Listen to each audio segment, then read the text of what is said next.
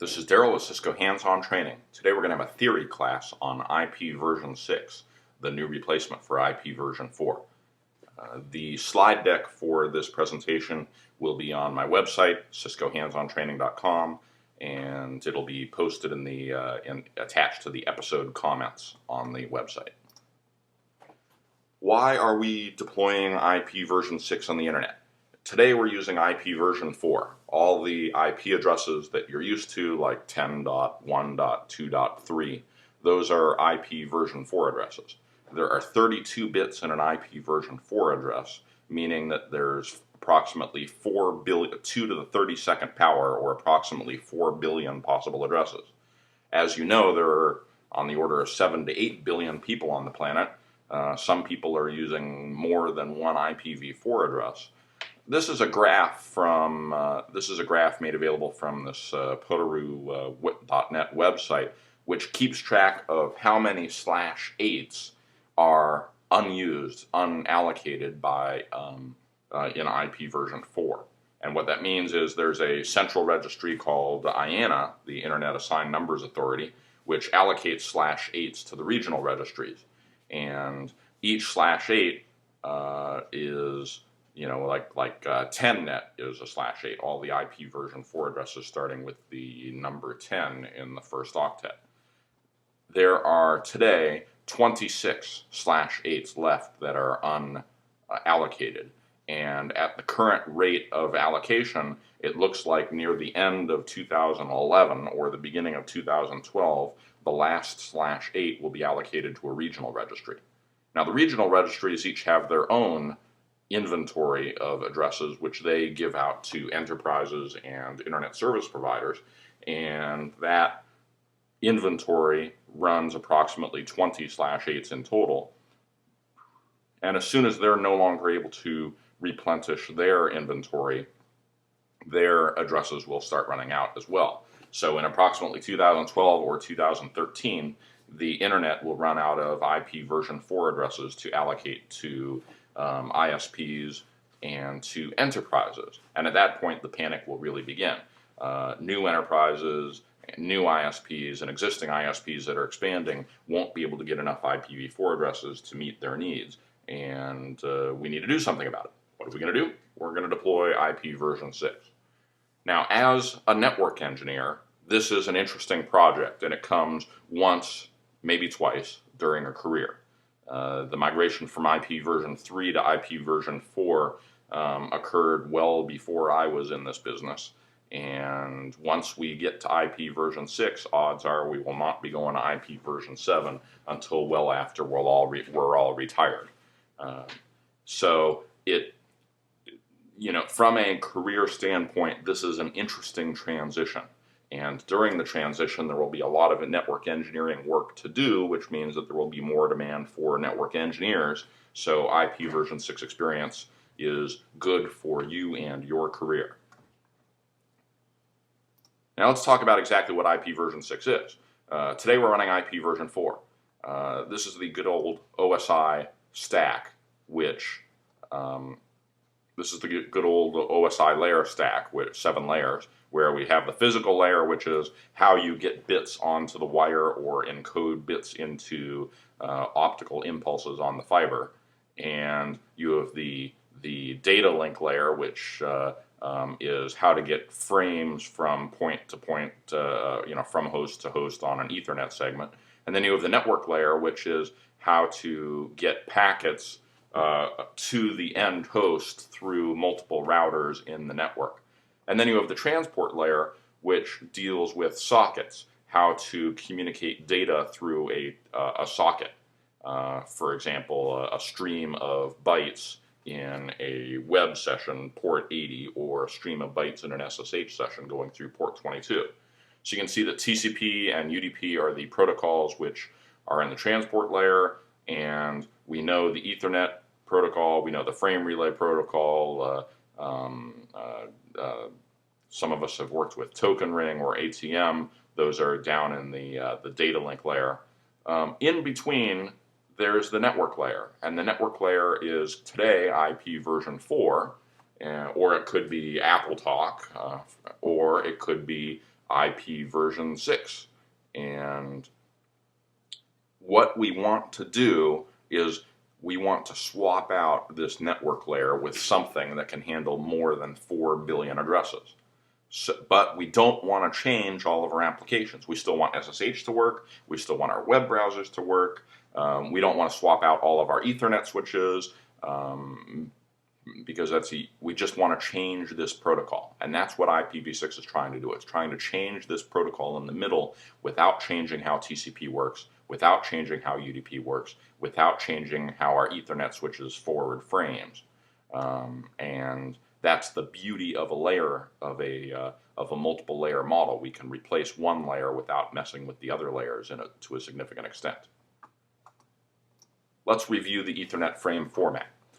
This is a simple format.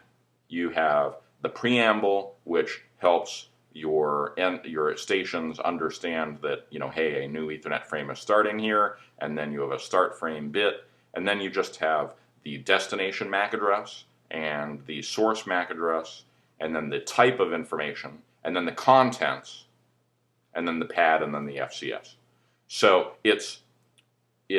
the MAC addresses, today your host has a MAC address, a hardware address on its Ethernet adapter, and tomorrow it will still have a MAC address on its Ethernet adapter. And to migrate from IP version 4 to IP version 6, we're not changing those Ethernet MAC addresses. We're not changing how Ethernet switches switch. All we're changing is the type field and then the information. The IP version 4 type field is 0800. The IP version 6 type field is 86DD. These are hex. So when an Ethernet frame comes, your host sees the type field, and if it says 0800, then it decodes the information as IP version 4, and if it says 86DD, then it decodes the information as IP version 6. So we don't need to change, because the Ethernet frame format is not changing at all, because the Ethernet frame format planned ahead and supported multiple types that it didn't even know about. We don't need to change our Ethernet switches. They'll continue to work. Now the TCP format, which goes on top of IP version 4, on top of IP version 6, also is not changing. We have the source port, which for a TCP socket is usually a random high port, might be like 33,519. We have the destination port, which for web traffic is port 80. And then we have our sequence number and our acknowledgement number and our TCP window and the TCP checksum, and whether it's an urgent point, whether there's an urgent pointer, and options and data. There's nothing in here with an IPv4 address. There's nothing in here with an IPv6 address. So TCP will continue to work. And in fact, if you are a programmer and you're writing programs that communicate over TCP or UDP sockets, depending on what library you use, and programmers use libraries to handle, programmers use libraries to as part of their programming, and that way it's like a way of reusing code.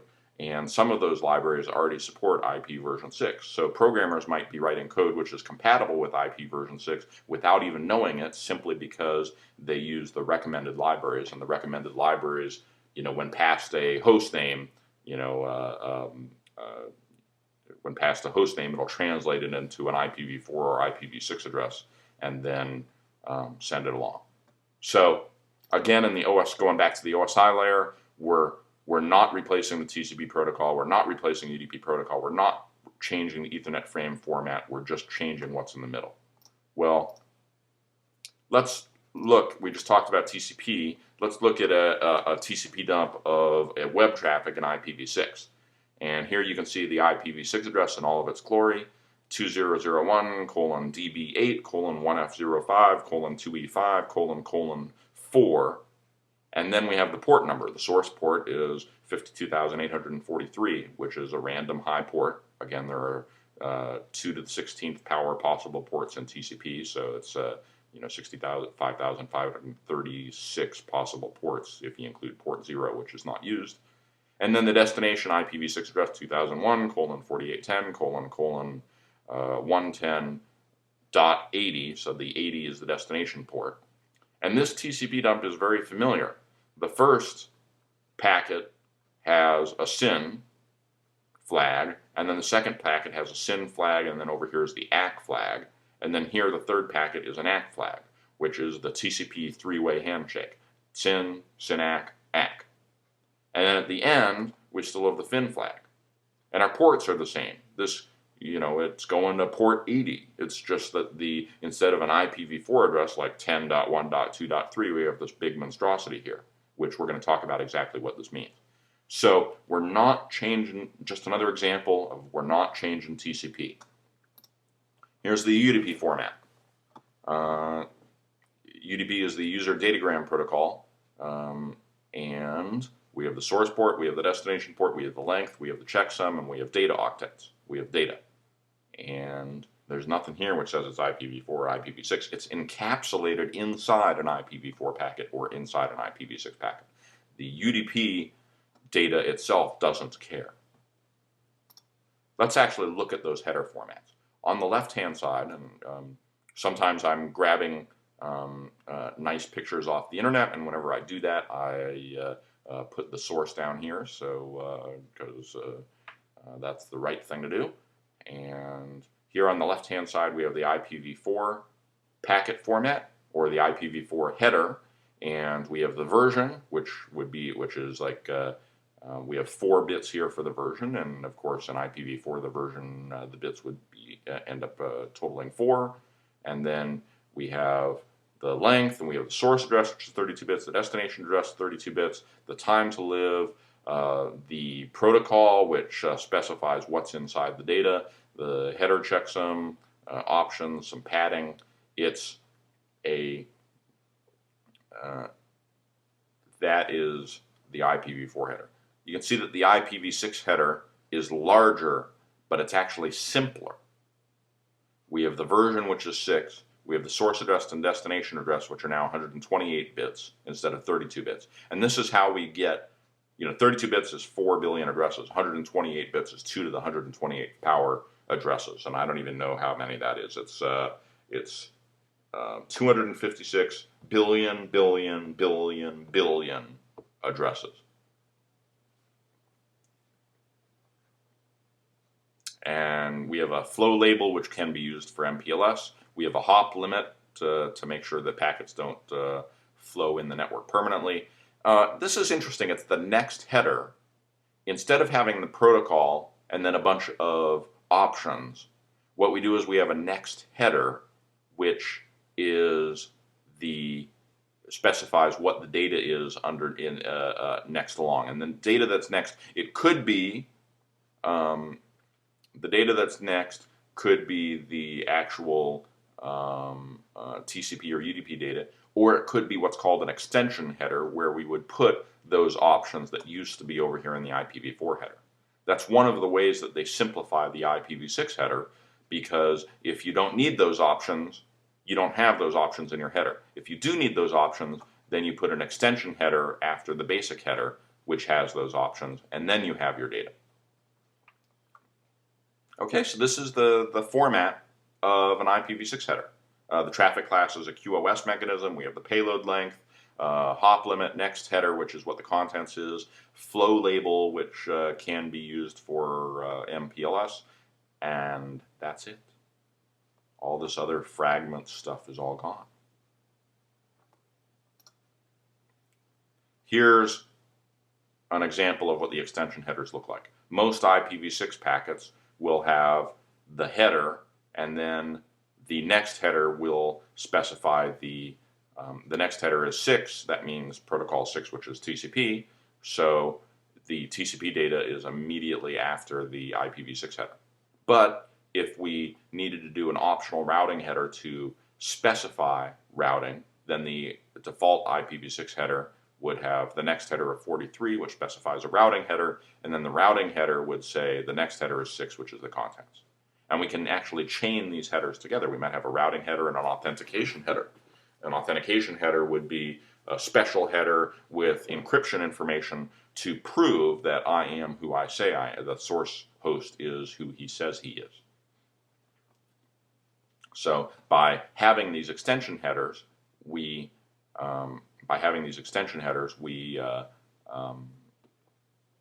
we eliminate the need for all of those options in the IPv6 header, which means that the basic IPv6 header is simpler. The other thing that it accomplishes is some of these headers need to be looked at by every router in the path. A routing header needs to be looked at by every router in the path. An authentication header does not. That only needs to be looked at by created by the source host and looked at by the destination host. If you have 10 routers in the path, they don't need to look at it at all. So you put the extension headers in a particular order so that the extension headers that need to be looked at by routers are early, and the extension headers that don't need to be looked at by every router in the path come in later, and then you've got the payload, which obviously only needs to be looked at by the destination host. Here's a list of some of the more common IPv6 extension headers from Wikipedia. We have hop-by-hop options and routing, which need to be looked at by all the routers in the path. We have authentication headers. We have encryption headers, encapsulating security payloads, so that's encryption. Destination options. And if a router does not understand a particular extension header, then it can still pass along the data to the next router just by doing nothing with it and assuming that it is a header that only needs to be looked at by the end host. I don't know if there's a flag inside the headers which say that it's a hop-by-hop or a end-to-end header. Okay, let's start looking at IPv6 addresses. Here's an IPv4 address, 192.168.33.76, and this is a RFC 1918 address. It's a private address space, which is not routed on the internet. Now here's an IPv6 address, 2001:00030:0000:3F2D:8F8A. That's quite a mouthful. We've all gone through the experience of calling a helpline and giving them our IPv4 address over the phone. Giving them an IPv6 address over the phone isn't going to work out that well. Now, this IPv6 address is 128 bits. Each of these characters is a hexadecimal character, so it can have the digits 0 through 9 and then A through F. So each hexadecimal character has 16 possibilities and constitutes 4 bits. So here, this is 4 bits, this 2 is 4 bits, this 2001 is 16 bits, and then we have 8 of these groupings of 16 bits for a total of 128 bits. Now in some cases, you can shorten your IPv6 addresses. You can, if you have zeros, you can shorten them. So let's go through, the first group here, we have 0db8. Oh, I want to talk about the 0db8. This prefix, 2001:0db8::/32, meaning the first 32 bits are 2001:0db8. This is called the documentation prefix. It's a special group of IPv6 addresses which is reserved for use in documentation. Now, you don't want to just go and use somebody's random IPv6 address in documentation, because then somebody might use it as an example on their routers and do something bad by accident. So whenever you're writing documentation, you should use the 2001:0db8 prefix. Okay, so here's our, now, here's 0db8. The first thing you can do that you can shorten is between these colons, you can get rid of zeros on the left. So 0db8 becomes db8. And when you see db8 between 2 colons, you know you can add a 0 on the left. Likewise, here's a 0032. You can shorten it by getting rid of the 2 zeros on the left. So here it shortens down to 32. And we know we expand this 32 by adding zeros to the left. We'll come back to these double group of zeros at the end. Now, one thing I want to mention, actually I wanted to use this as an example. Let's say our IPv6 address was 5BF0. We could not get rid of the 0 on the right, because if we got rid of the 0 on the right, then when we were expanding it, we'd add a 0 on the left, and that's not the same address. So if there's one or more zeros on the right in a group, you cannot get rid of it. And then one time in your whole IPv6 address, if you have multiple groups of zeros, you can decrease it down to : : So here we have 1, 2, 3, 4, 5, 6 groups of 16 bits each. So we know that we need 2 more groups. And so where we have the double colon, we add enough zeros to make it 8 16-bit groups. So we'd add the 0000:0000 here in between these double colons. But you can only do that once, because if you did that twice in 2 different parts in places in your IPv6 address, then you wouldn't know how many groups to expand the left one and how many groups to expand the right one. Let's go through IPv6 netmasks. Here's a IPv6 address with 128 bits, and there are standard allocation sizes. A /32 is a typical allocation for a small ISP. So the first 32 bits are specified, and then the other 96 bits the ISP can use as they wish. Now a /48 is a typical allocation for an enterprise or a building or a home. So the intention is that in IPv6, every home will be allocated a static group, a static /48, leaving 80 bits for the home to use internally. So the home can have 2 to the 80th power IPv6 addresses, unique IPv6 addresses in the home. And that's such a huge number of addresses, that's not just the typical allocation for a home, it's a typical allocation for an enterprise or a building. Now a typical subnet is supposed to have a /64 allocation. So here, so you have 64 bits specified, and then the 64 bits on the right can be used on the subnet, which is 16 billion hosts on the subnet.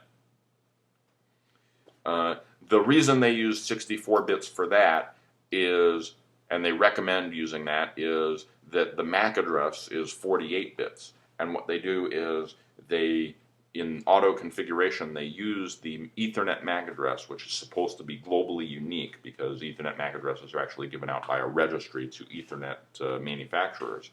They use that and they expand that. So 64 bits is for host on the subnet, and 64 bits is for the subnet. Now there's a huge waste of IPv6 addresses here. The point of the matter is that they are not trying to conserve IPv6 addresses like we've been conserving IPv4 addresses. Because there's so many IPv6 addresses, conservation is not a worthwhile activity. So instead, they're making standard sizes which make configuration and maintenance easier. And then loopback interfaces, actually /64s are recommended best practice for all subnets in IPv6, even point-to-point links. I've seen some places use /126s for point-to-point links, but the documentation I've read says that /64s are recommended. Now, loopback addresses can still be /128s, and so here's an example of a loopback address, which is /128. So in terms of netmask sizes, a /32,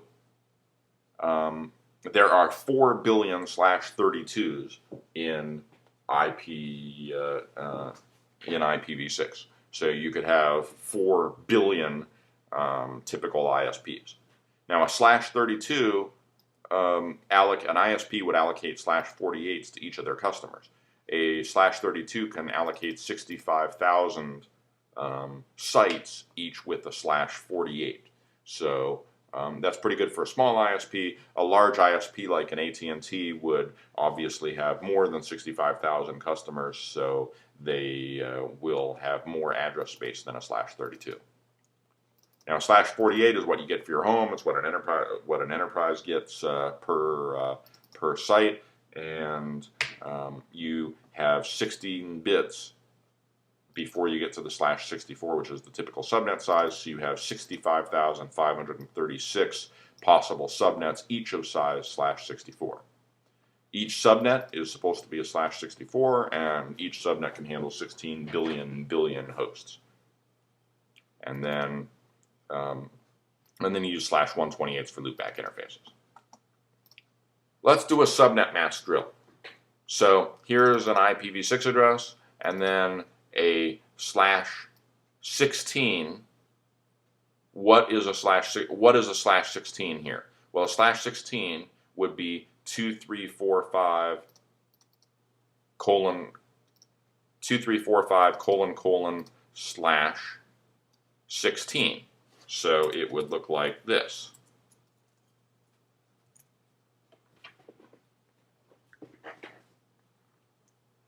I'm sorry, /16. So each of these bits here is 4 bits. Now a /32, well, here's 16 bits, and here's another 16 bits, which is 32 bits. So a /32 would be 2345 colon 6789 colon /32. A /48 would be 16 bits, then another 16 bits, which is 32 bits, then another 16 bits, which is 48 bits. So that'd be 2345 colon 6789 colon ABCD colon /48. /64 would be, you need 4 groups of 16 bits. So 2345, 6789, ABCD, EF01 colon /64. And a /128 is the whole thing, so it's the whole IPv6 address /128. Those are the easy examples.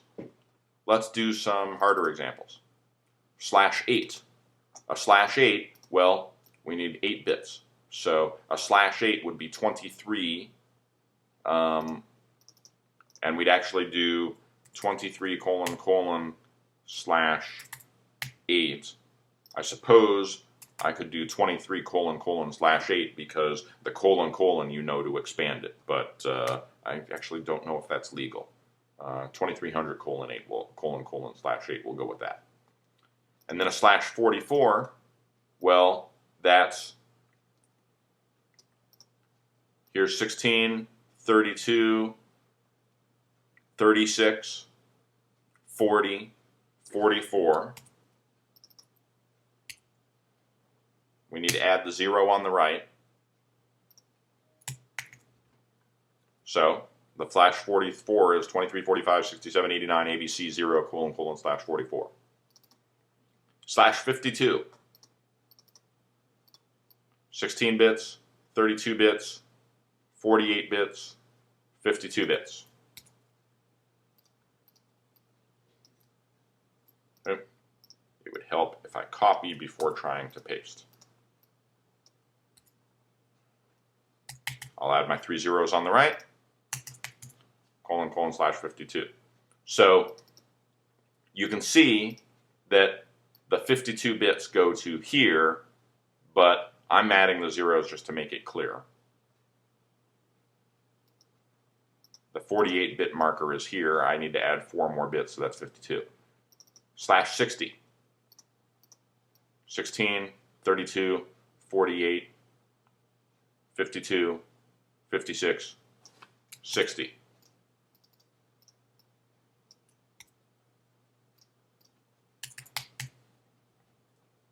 EF0, I need to add the 0 here, so the bits are right where I want. So here is the /60. So here's my definition of the /60. And in this case, I definitely need to add, I definitely need to add the 0, because if I didn't add the 0, if I add it like this, then I would have thought that I would have needed the 0 there. So I definitely need to add the zeros here. So that's the /60. Okay, let's do the hard ones. /43.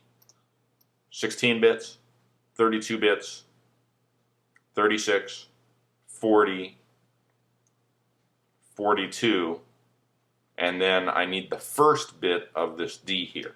So for now, let me copy this. And I know the answer is going to be a 43. Now the question is, what do I do with this D? Now I just need the first bit of this. And a D in hexadecimal is, it's all about the bits. So a D in hexadecimal is equivalent to 13, because A is 10, B is 11, C is 12, D is 13. So a 13 is 8 plus 4, not plus 2 plus 1. This is binary. So here's the 1s, here's the 2s, here's the 4s, here's the 8s. 8 equals 8 plus 4 plus 1 equals 13 equals hexadecimal D.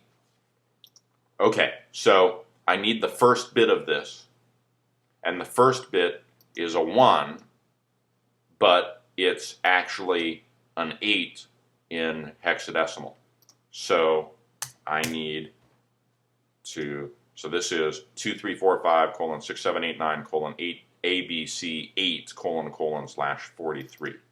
And that actually means every IPv6 address starting with 234567889 ABC, and then the next digit could be 8, 9, 10, 11, 8, 9, A, B, C, D, E, F. The high bits of the high 8 possibilities inside this hexadecimal digit. Okay, /45, 16, 32, 36, 40, 44. Did I make a mistake? I think I just did /45. 40, 32, 36, 40, 44. Yeah, I did make a mistake on that last one. Okay, this one we just actually calculated /45 because we needed the first bit of the D. In the previous one, let's do the 43 again. The 43 is 16, 32, 30, I'm losing my thing here. 16, 32, 36, 40, 44. So I need everything except the last bit of this. So I'll put these in, add the 0, it's ::/43, and then this C, I need the 32, 36, 40, 44. I need the first 3 digits of the C. So what is the C in binary? The C in binary is 12, which is 12 is 8 plus 4, so 0xC equals 8 plus 4 equals, and then in binary that is 1100. So I need the first 3 digits of this, which actually is C. So this is the answer. Basically, when I'm doing a /43, I'm getting rid of the last bit in the C. And the last bit in the C is 0, so I don't need to get rid of anything. Okay, /50. 16, 32, 48, first 2 bits of this. So let's copy all of this. And then the F0 one, we don't need those. We need the first 2 bits of the E. So E in hexadecimal is 14.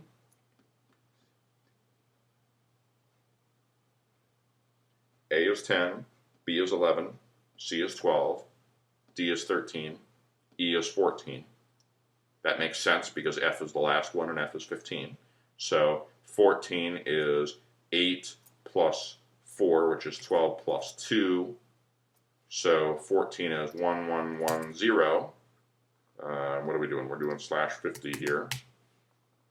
So 16, 32, 48, the first 2 bits of this. The first 2 bits of the 8 and the 4, which is 12, which is C. Basically, we're getting rid of the last 2 bits. So the /50 inside the subnet actually, and we have to change the final character to a C. Because basically we dropped the last 2 bits. Okay, /62. 16, 32, 48, 52, 56, 60, 62. So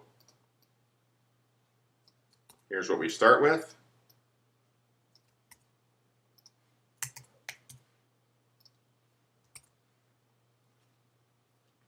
And then the 62, we need to get rid of the last 2 bits. Well, 1 in binary is 1. 0x1 equals 1, and then in binary, that is 0001. We're getting rid of the last 2 bits, so we change this to a 0. And so here's our /62. /63, last example. 16, 32, 48, 52, 56, 60, 61, 62, 63. So we start with the same stuff with the EF01, but the /63, we need the first 3 bits of this. We get rid of the last bit. The last bit is a 1, so we get rid of the 1. And so that's what we have. So that's our subnet mask drill. And you know, this is actually easier than subnet mask drill in IP version 4. Because in IP version 4, we're dealing with this dotted decimal notation. 10.216.32.19. And we need to get rid of particular bits. But before we do that, we need to convert the 19 into bits. But these are already in hexadecimal format, so it's far easier to convert them into bits. And once you get used to it, you can do it in your head, as long as you don't get a /43 and a /45 messed up. So once you get some practice, you'll be good at it. I should do an IPv4 subnet mask drill just like this. So here's all the answers. And hopefully my 43 and 45 were correct here in the answers. Yeah, 43, 45, yep. Okay. IPv6 address types. IPv6 addresses, that first 16 bits, if it starts with a 2 or a 3, it's a global unicast address. If it starts with FC or FD, then it's unique local unicast. So there are, you'll commonly find on your host, you might find an IPv6 address that starts with FC, and that's, actually you won't find that. That's unique local unicast. So that's unicast addresses that you can use in your enterprise and route through your enterprise, but you cannot route them on the internet. And that's the IPv6 equivalent of RFC 1918 address base in IPv4. And then you have link local unicast are ones starting with FE80 through FEBF. So oftentimes you'll find IPv6 addresses on hosts starting with FE80. Those are IPv6 addresses that are useful only on the local subnet. They don't route anywhere. And in fact, routers they are used a lot in IPv6. In fact, all Cisco routers actually use the link local unicast address for most routing.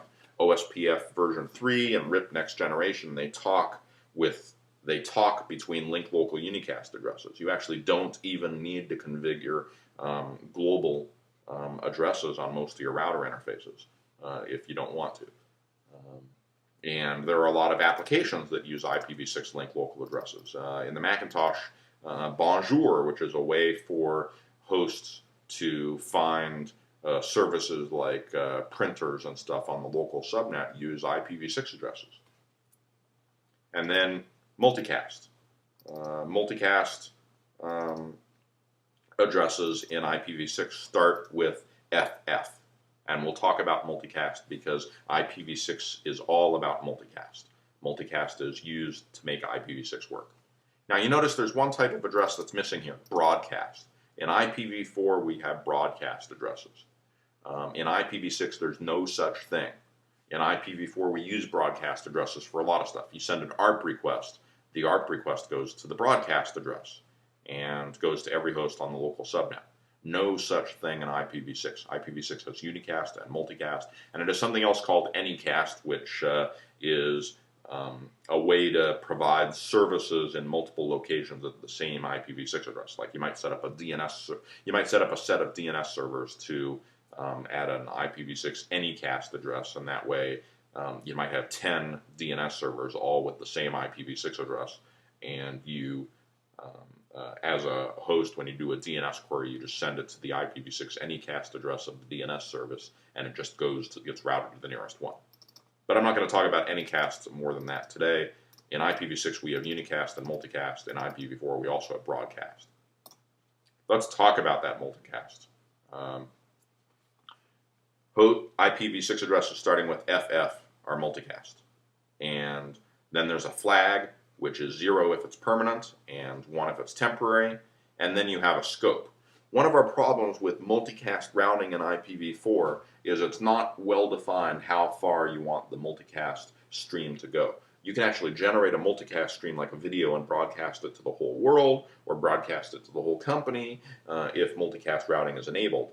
But the routers don't know how far to take that multicast stream. You might have an internal video that you want to go only within your company or only within one site in a company, and you don't want it to get out to the internet.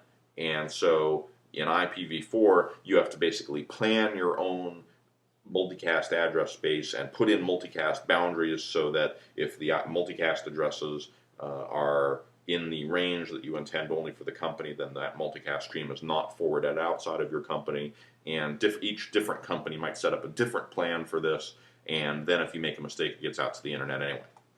In IPv6, they fixed that, and the way they fixed that is they added something into the IPv6 address called a scope, which is a definition of how far the multicast stream should go. And the scope could be 1, which means it only stays on the local host, so it doesn't even go onto the subnet, it's just for inter-process communication. FF02 would be a link local, which means it goes on the local subnet. Routing protocols use link local a lot. Like FF02::9, I believe is used by RIP Next Generation, or FF02::5 and FF02::6, which are used by OSPF version 3. And then you can have subnet local, which if you have multiple logical subnets on the same Ethernet segment, or admin local, or site local, or organization or global. So organization might be your company, site might be a collection of buildings, global is everybody. So by adding this scope in here, all routers know, if there's a 5 here, then you should not transmit the multicast stream to your ISP. Now, IPv6 multicast addresses are translated into Ethernet multicast addresses. And the way it's translated is you take the last 24 bits of the last 32 bits of the IPv6 multicast address, and you translate that into the last 32 bits of an Ethernet address, and then you preface it with 3333. So if you see an Ethernet frame which has a MAC address, destination MAC address starting with 3333, then you know that as an IPv6 multicast packet encapsulated in an Ethernet frame.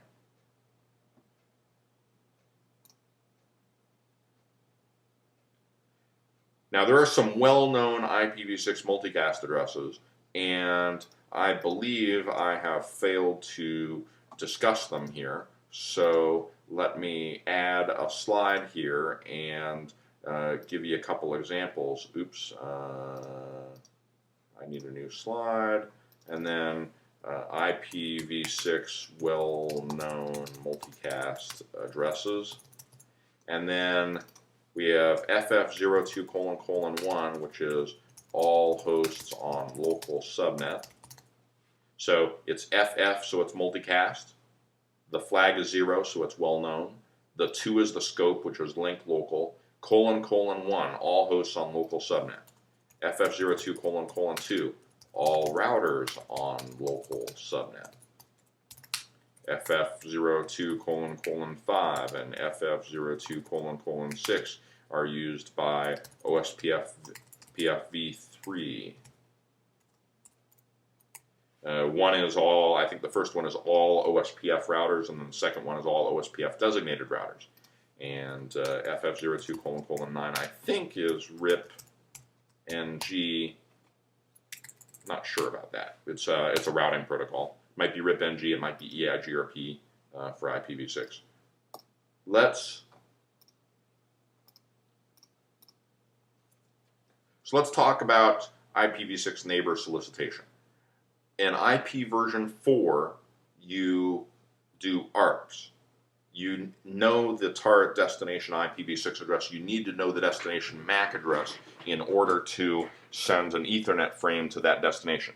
And you broadcast it out. Well, we don't have broadcast in IPv6, so we need a different mechanism. So we have IPv6 neighbor solicitation. And here's a TCP dump of a neighbor solicitation where you can see that we have an Ethernet frame here. It's going from my MAC address.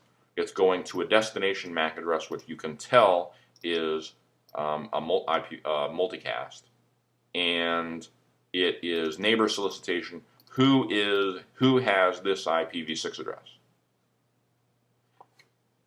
Now, what's interesting here is this destination IPv6 address. The destination IPv6 address is FF02::1:FF00:1. The FF02, so it's multicast, it's link local, and this IPv6 address where we have a 1:FF00:FF, and then what we do is we take the last 24 bits of the IPv6 address that we are searching for, and we put it in the destination IPv6 address. This is the solicited node multicast address for an IPv6 address, any IPv6 address where the last 24 bits are all zeros with the final 1. And in fact, what I'm doing here is I'm actually looking for the IPv6 address, this IPv6 address, 2001:DB8:1F05:2E5::1, which is actually my default router. I am looking for the MAC address of my default router. My default router has an IPv6 address ending in ::1, and so I send a solicited node request to this multicast address, and then it gets translated. The last 24 bits, I'm sorry, the last 32 bits of the multicast address I'm searching for get translated into the last 32 bits of the Ethernet multicast address. And then what happens is the router, which is my default router, receives that multicast frame. Why does it receive that multicast frame? Because when it came up, it knew that this was its IPv6 address. And one of the things that it does when it boots up is it tells its Ethernet adapter to subscribe to all to the solicited node multicast address for its own IPv6 addresses. And then it responds. It receives the request, and when it receives the request, it knows what my MAC address is and what my IPv6 address is, and it responds to me. And it responds with its MAC address. Its response includes its MAC address. So that is how neighbor discovery works in IPv6, which is the equivalent of ARP in IPv4.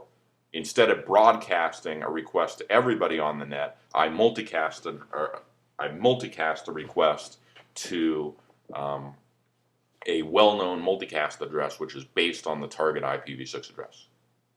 And odds are if IPv6 addresses are chosen randomly, at least the last 24 bits, then only 1 out of every 2 to the 24th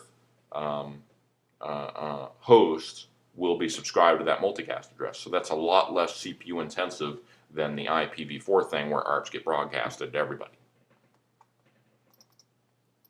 So that's how IPv6 neighbor solicitation works. Duplicate address detection. Well, you know, if I can ask a neighbor if they exist, you know, I can, before I assume an IPv6 address, I can do a neighbor solicitation where I ask if anybody else already has my IPv6 address, the one that I plan to take. And then I can wait a couple seconds, and if nobody responds, then I know it's safe to take that IPv6 address. So here I am. It's a multicast, an IPv6 multicast, multicast because of FF, link local because it's 02, and it's going to the IPv6 address I plan to assume, and it's actually a link local IPv6 address I plan to assume. The last 24 bits of the IPv6 address I plan to assume is the last 24 bits of the multicast address that I send the request to, which is the last 24 bits of the MAC address, the Ethernet MAC address that I send the Ethernet frame to. And nobody responds, so I know that it's safe for me to assume this IPv6 address. Great. Router advertisements. In IP version 4, you either statically set up your router or you learn it via DHCP.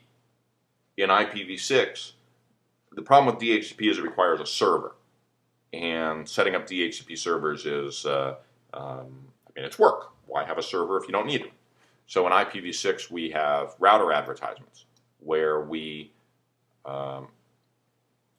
where routers advertise that they are routers, and they advertise the subnets that you are on. So here is a TCP dump of a router advertisement, and here is the router's source MAC address, and the destination multicast address is ff02::1, which is multicast, link local. It is the well-known multicast address for all hosts.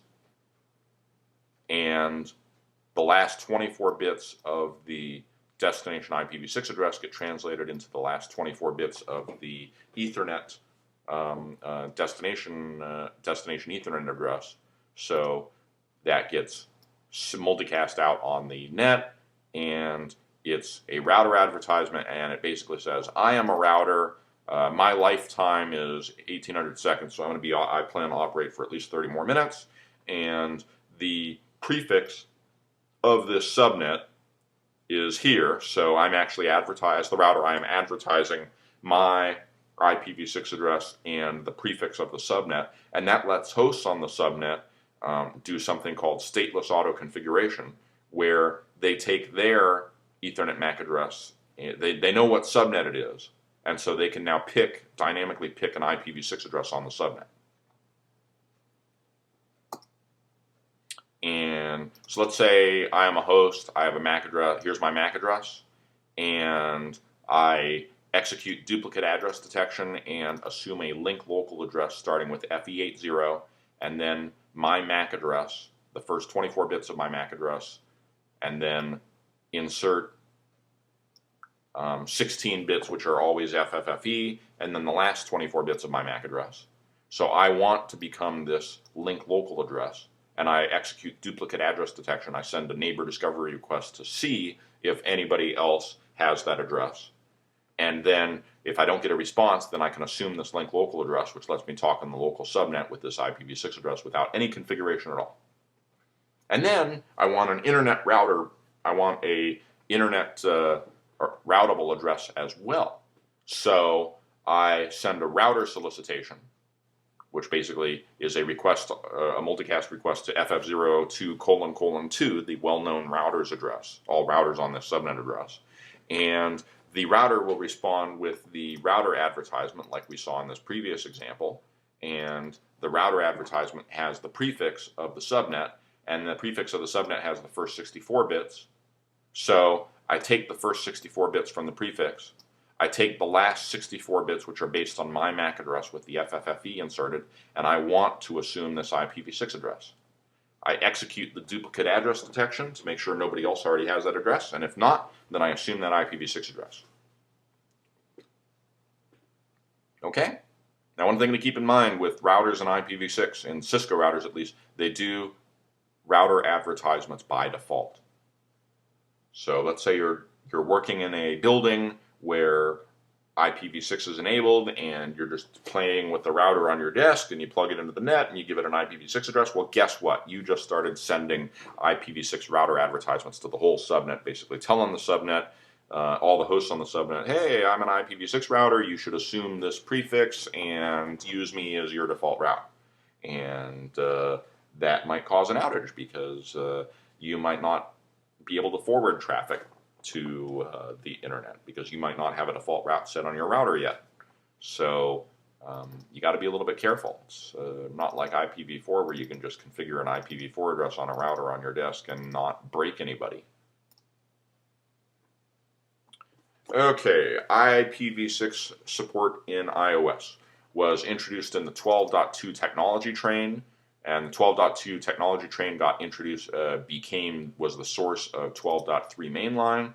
However, there are many recent features, so it really, you should be using at least 12.4 mainline for IPv6, and you know, there's continued integration of features, so there's a high probability if you're using some fairly standard IPv6 features, there's a high probability you might end up having to use 12.4 technology train. For the Cat6K, 12.2.18 SXF or 12.2.33, or I mean, something 12.2.18 SXF or later is recommended. So today the choices would be 12.2.18 SXF16 or 12.2.33 SXH5 or 12.2.33 SXI2A. This one's a little bit interesting because it's only, you know, really 2 revs since the last feature introduction, which was SXI. So you don't want to go there unless you really need to go there. But like, you know, sometimes you don't have a choice, depending on if you need some other features in SXI. Now the feature set, the IP plus, in the old terminology, the IP plus feature set at IPv6. In the new terminology, advanced IP services has IPv6. And very recent releases, Cisco has decided to give IPv6 parity with IPv4. So IP services now has IPv6 functionality. Effective, for example, in the SXI train in IP 12.2.33 SXI, the IP services feature set has IPv6 functionality. Let's do one quick configuration example. Here's an IPv6 map example, and IPv6 addresses get very long. Typically in your enterprise, all your IPv6 addresses are going to start with the same prefix. So what I typically do in my IPv6 maps is I just put something at the top of the map saying all prefixes start with this, and then I only have, which is basically the /48 for my site, and then I only have the subnet 16 bits and then the host bits, which for routers, usually I do : 1, : 2, and : 3 for my routers on particular nets. Now, this shows how loopbacks are typically 1/128. Subnets are recommended to be /64, even point-to-point subnets. However, there's nothing stopping you and nothing wrong with using any other subnet you want. So over here I have /126 configured on a router. And here's an example of what configuration looks like. You need to enable IPv6 routing with globally with the IPv6 unicast-routing command. And then you just configure an IPv6 address. And you notice we don't do a dotted decimal notation for the netmask, we do a /64.